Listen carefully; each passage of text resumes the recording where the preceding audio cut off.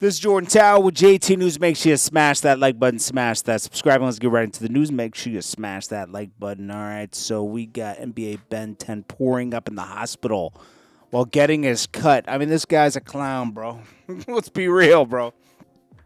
I know you guys, NBA young boy is actually doing something with his life. You know, like he actually has a fan base and everything. Then you always get these, like, hanger-ons. Like NBA Ben 10, and what are they doing? Nothing. He's just a liability. And the only reason, I think, is this him? NBA, they call him 10, right? Featuring 10.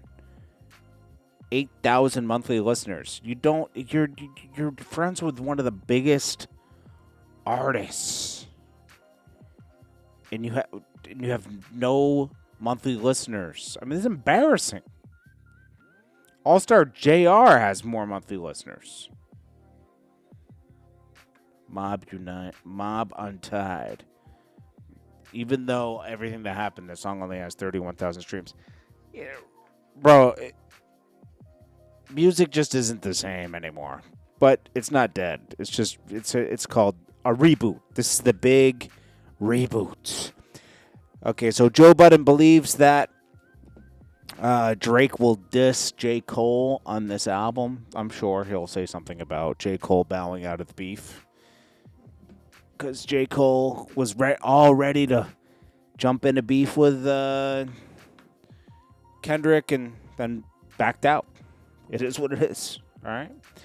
The Michael movie coming out, okay? For some reason, this sparks rumors that nothing is worse than the Tupac biopic. It was bad. The NBA, the big biopic was good. I hope the Michael one is okay. Some people were saying it's good, but you know, Michael Jackson's a hard person to do a biopic for. WrestleMania weekend starting already with G-Unit performing, which is now 50 Cent, Tony Ayo, and Uncle Murder. That's basically G-Unit now. Clarissa Shields says she was never a side chick or a mistress. I would never be with a man who's with someone else. He's married to Remy Ma right now. What you talking about? This is going to be a quick news story, just to be honest. Then we got Jim Jones and Camron. They were discussing on the there's nothing cringier than a rapper starting a podcast now, just to say. I don't classify Camron and Mason starting a podcast. They did a sports show. They did something different. This doesn't go for like Joe Budden or even Nori, people that did it early on. Anyone who did it, I'd say 2019 or 2020 and over that, it's cringy. It's cringy. Because it's like, dude, you're just doing it because Joe Budden and them made money off of it. You know, like rappers are always, at least Camron did something different, you know? Jim Jones starting a podcast. And maybe I'll start a podcast. Then Mano has a failed podcast. We did that. They brought in Fab because they always hang out.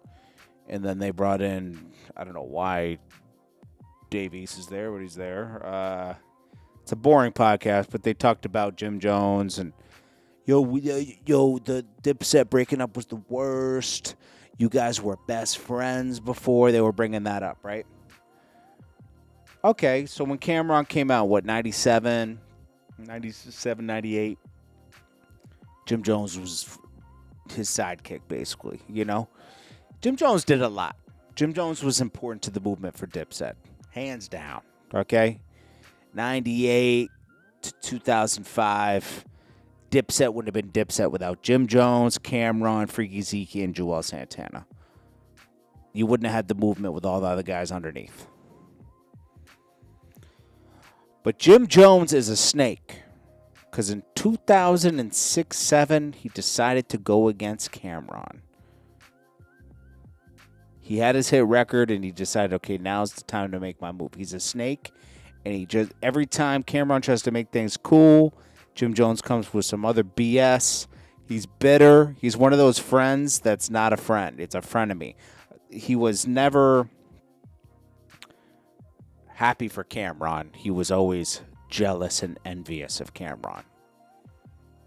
And it proves the way he does. Oh, I started the pink movement. I did this. I did that. He wants credit for everything. He blames Camron for, you left me here. You did this. You did that. You know, he's a crybaby. Jim Jones is a crybaby. And he's the reason why Dipset broke up.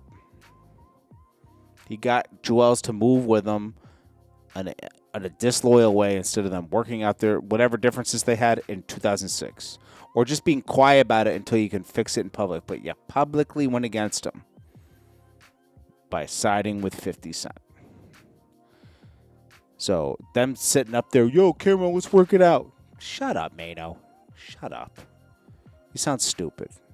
You sound dumb. You sound tone deaf. You don't see what's going on out here? You know what went on? There's no fixing this. Your man Jim Jones can't shut his mouth. Because he uses that to keep some type of relevancy. It is what it is. I mean, this whole thing Jim Jones got going on here with IFC, it's going to last, say, another year or two.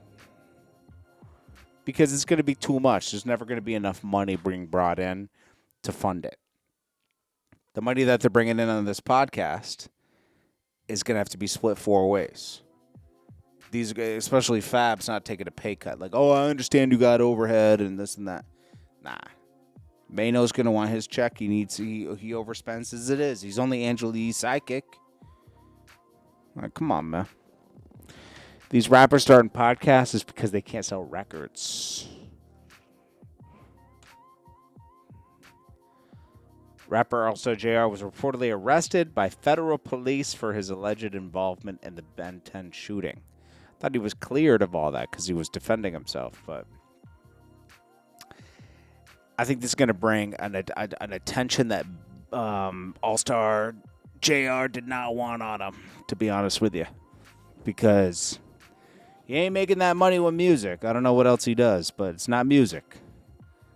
Not with how many monthly listeners does he have? 100,000 monthly listeners. No. I'm sorry. It's just the truth. Jim Jones says he charges an extra $20K for ad-libs. He'd be lucky to get $5K for a track. And look, another rapper podcast, guys. Kid Cudi. Big Bro. Cringy. Anyways, this is Jordan Tower with JT News. Make sure you smash that like button, smash that subscribe, and I'll check you guys in the next one. And make sure you subscribe, and I'll check you on the next one. Peace.